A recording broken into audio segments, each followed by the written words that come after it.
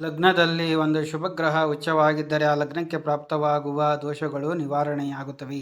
ಉಚ್ಚಗ ಶುಭಗ ಏಕೋಪಿ ಲಗ್ನಗೋ ದೋಷಸಂಚಯ ಹಂತಿ ಪಾಪಾನ್ ಹರಿತೀಥೌ ಚೋಪವಾಸ ವ್ರತಂ ಯಥಾ ಏಕೋಪಿ ಮಿತ್ರರಾಶಿಸ್ಥಃ ಶುಭೋ ಯದಿ ವಿಲಗ್ನಗಃ ಹಂತಿ ದೋಷಾನ್ ಮಹಾದೋಷಾನ್ ಶಿವರಾತ್ರಿ ವ್ರತಂ ಯಥಾ.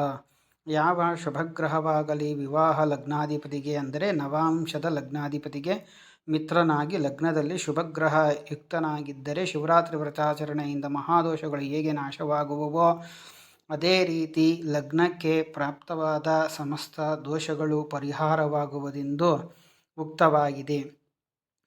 ಇದೇ ರೀತಿ ಯಾವ ಮಿತ್ರಗ್ರಹಗಳಾಗಲಿ ಉಚ್ಚಗ್ರಹಗಳಾಗಲಿ ಲಗ್ನವನ್ನು ಅಥವಾ ಸಪ್ತಮಾಧಿಪತಿಯನ್ನು ವೀಕ್ಷಣೆ ಮಾಡಿದಲ್ಲಿ ಆ ಸಂಬಂಧಪಟ್ಟ ದೋಷಗಳು ನಿವಾರಣೆಯಾಗಿ ಜಾತಕದಲ್ಲಿ ಶುಭ ಫಲ ಪ್ರಾಪ್ತಿಯಾಗುತ್ತದೆ.